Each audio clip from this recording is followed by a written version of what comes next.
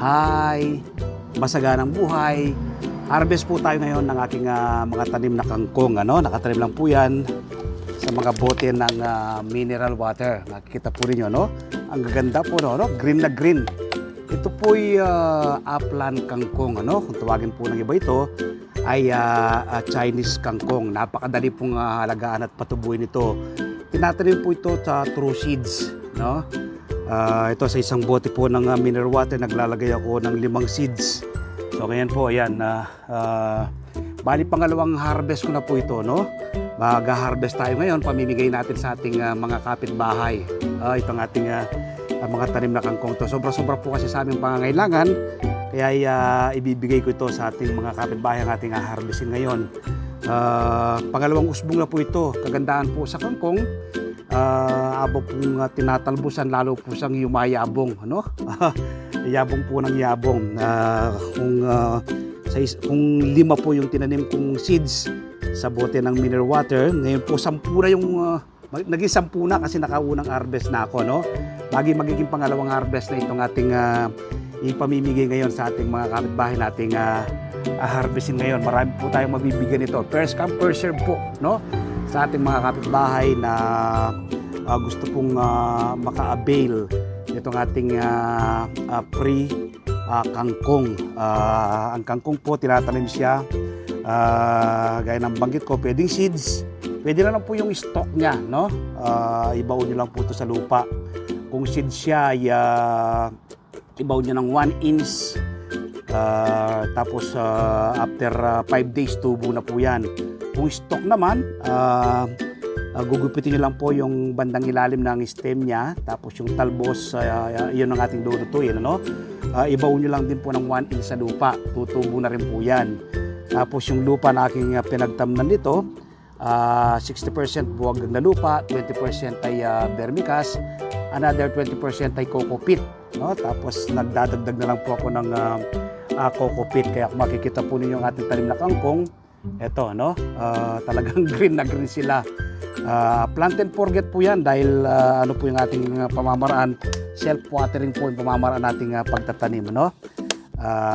Napakadaling alagaan. At kapag tinanim mo siya, ayan, titinan mo na lamang kung naubos na yung tubig dun sa kanyang sa stock niya, no? Doon ka lang magdidilig. Hindi po siya kailangan diligan araw-araw yung kangkong. Ang dami pong luto na pwede pong gawin sa kangkong. Ako po, paborito ko sa kangkong ay tinorta, no? Tortang kangkong. Nilalagyan ko po ng itlog, tapos mimix ko po yung kangkong. Napakasarap na, no?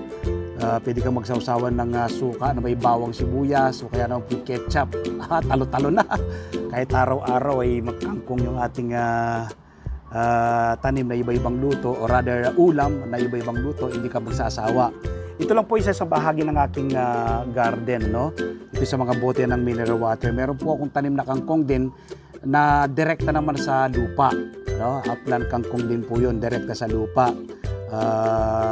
Malapit na rin po tayo maka-harvest yan. Ang kangkong po kasi, kapag naitanim mo yan, within lang po, 20 days, pwede ka nang umarvest. 15 to 20 days, pwede ka nang umarvest. At gaya ng banggit ko, habang po siyang tinatalbusan, lalo po siyang yumayabong. Tingnan po ninyo, no? Ganda ng ating mga tanim na kangkong. Ayan po sa mga bote ng mineral water, ang ganda po yan. Meron po sirang timba. Ayan, sirang timba. Meron din po tayo pinagtamnan dito, sirang palanggana. Ayan, no? Sirang palanggana po yan, no? Ikutan po natin, ha? Ayan. Ang grabe, ang dami, ang ganda. Ating tanim na kangkong. Oh, green na green po, no? Ayan.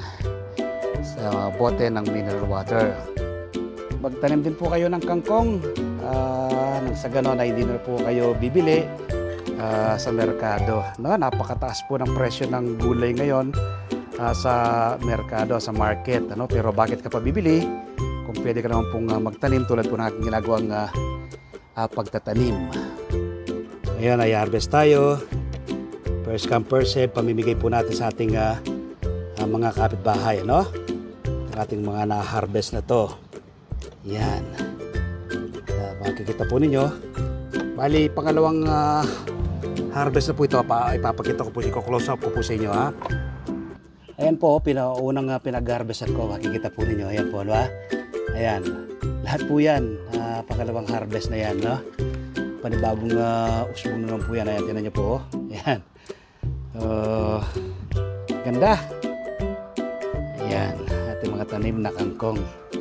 Ayan, tinan po. Pangalawang harvest na po yan. Ayan. Tapos nagkaroon ng panibagong usbong.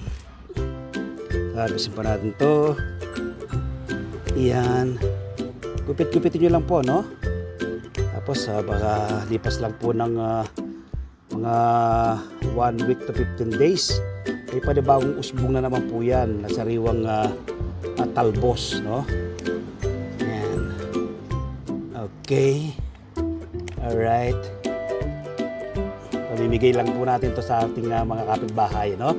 Itong ating ina-harvest na ito.